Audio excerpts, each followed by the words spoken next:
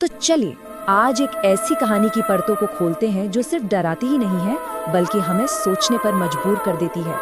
क्या हो अगर किसी की जिंदगी किसी और की डरावनी कहानी की बस एक गूंज बनकर रह जाए। ये कहानी एक ऐसे ही जाल को सुलझाती है जहां एक इंसान का मुकद्दर किसी और के अतीत का मानो कैदी बन गया हो, और ये चीज हमारी अपनी आजाद मर्जी पर ही एक बहुत बड़ा सवाल खड़ा कर देती है। अच्छा, तो इस उलझी हुई कहानी को समझने के लिए हम क्या करने वाले हैं? पहले एक क्लासिक भूत की कहानी देखेंगे, फिर एक दूसरी कहानी जो देखने में तो बिल्कुल अलग लगती है, और आखिर में हम ये जानेंगे कि कैसे ये दोनों कहानियां जुड़कर एक बेहद खौफनाक हकीकत सामने लाती हैं। तो चलिए शुरू करते हैं पहली कहानी से। ये कहानी है समीर नाम के एक सीनियर इंजीनियर की। सब कुछ ठीक चल रहा था, उसे प्रमोशन मिला, लेकिन प्रमोशन के बाद उसे एक बहुत ही सुनसान और कह सकते हैं कि अजीब से प्रोजेक्ट पर भेज दिया जाता है। यहाँ पर खौफ की शुरुआत बहुत ही मामूली तरीके से होती है, जैसा कि अक्सर होता है। देर रात एक आदमी समीर के पास आता है और गिड़गिड़ाकर अपनी पत्नी की जान बचाने के लिए मदद मांगता है। वो कहता है कि उसकी पत्नी मौत के कगार पर है, और बस यहीं से समीर की वो रात एक ऐसे बुरे सपने में बदल जाती है जहां हर अगला पल पिछले वाले से ज्यादा अविश्वसनीय और जानलेवा होता जाता है।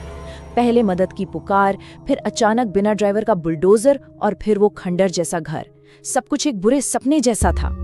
अगले दिन जब समीर वापस उसी जगह जाता है तो सब कुछ बदल चुका होता है। वो भूताहा घर है ही नहीं, और तभी हकीकत और वहम के बीच की जो पतली सी लकीर होती है वो पूरी तरह मिट जाती है।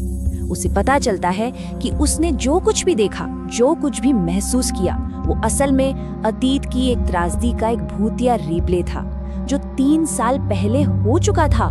तो सवाल ये उठता है कि आखिर ये भूत है कौन, और वो समीर के ही पीछे क्यों पड़ा है? इसका जवाब खुद समीर के अतीत में उसके किए हुए कामों में छिपा है। ये कोई ऐसी वैसी अनजान रूह नहीं है, ये आत्मा है हरिया की। हरिया एक कंस्ट्रक्शन मजदूर था, एक ऐसा शख्स जिसकी मौत सीधे सीधे समीर की एक बहुत बड़ी लापरवाही का नतीजा थी। समीर ने पैसे बचाने के लिए घटिया सीमेंट को मंजूरी दे दी थी, और हरिया का भूत उसे बताता है कि उसकी एक गलती से त्रासदी कितनी बड़ी हुई। वो कहता है, तुम्हारी एक गलती की वजह से मेरा पूरा परिवार तबाह हो गया।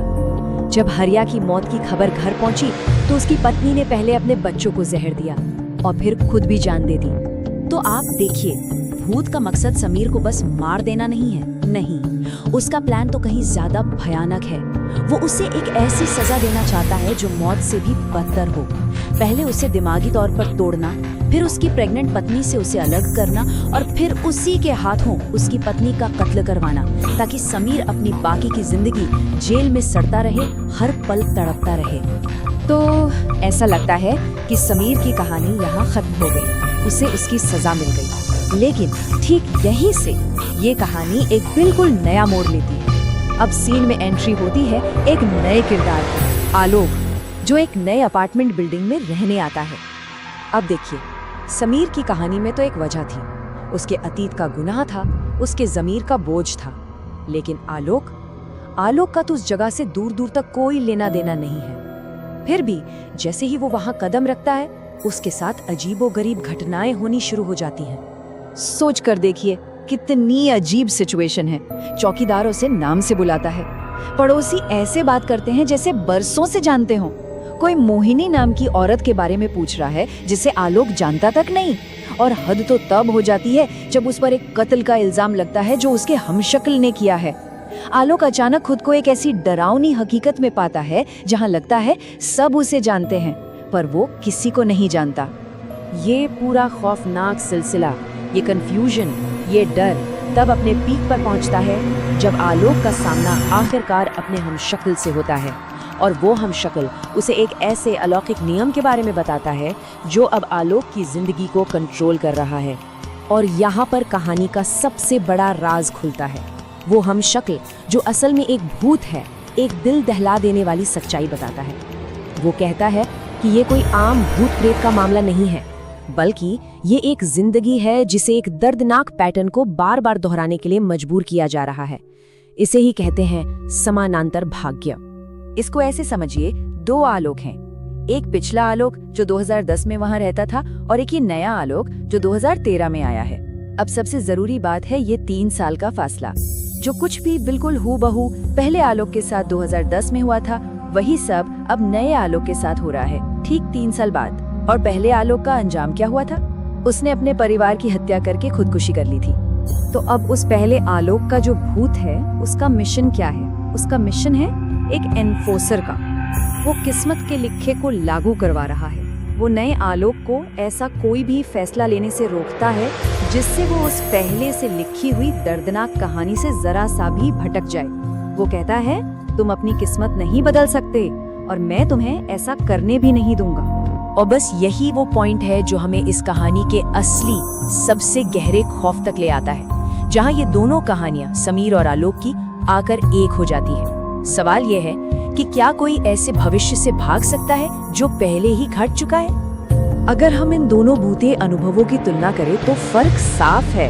हरिया का भूत समीर से बदला ले रहा था उसके अतीत के लिए, लेकिन आलोक का भूत वो तो भविष्य को लागू कर रहा है। एक तरफ समीर अपने किए कर्मों की सजा भुगत रहा था, वहीं दूसरी तरफ आलोक को एक ऐसा भविष्य जकड़े हुए है जो उसने चुना ही नहीं, पर जिसे दोहराने का उसे श्राप मिला है। तो इस कहानी का जो सबसे बड़ा खौफ है वो भूतों का होना नहीं, असली खौफ है अपनी मर्जी से जीने की आजादी का न होना। ये कहानी एक ऐसी दुनिया की तरफ इशारा करती है जहाँ शायद हमारी अपनी पसंद, हमारी फ्री विल बस एक वहम है और कुछ जिंदगियाँ सिर्फ दर्दनाक कहानियों की एक गूंज बनकर रह जाती हैं। और कहानी के क्लाइमैक्स में भूत वक्त को तेजी से आगे बढ़ा देता है। वो कहता है, जो तुम्हारे साथ आज से 3 साल बाद होने वाला था वो आज होगा, यही तुम्हारी सजा है। और फिर वो नए आलोक के परिवार पर काबू करके उसे उन्हें मारने पर मजबूर कर देता है। और इस तरह उसका वो समानांतर भाग्य हमेशा के लिए तय हो जाता है। तो आखिर में ये कहानी हमें एक बहुत ही बेचैन करने वाले सवाल के साथ छोड़ जाती है। जरा सोचिए, अगर किसी का भविष्य पहले से ही एक त्रासदी के रूप में लिखा जा चुका हो तो क्या उसे बदलने के लिए लड़ना चाहिए या हार मान लेनी चाहिए? ये सवाल हमारी अपनी जिंदगियों पर हमारे कंट्रोल को लेकर एक गहरा शक पैदा करता है।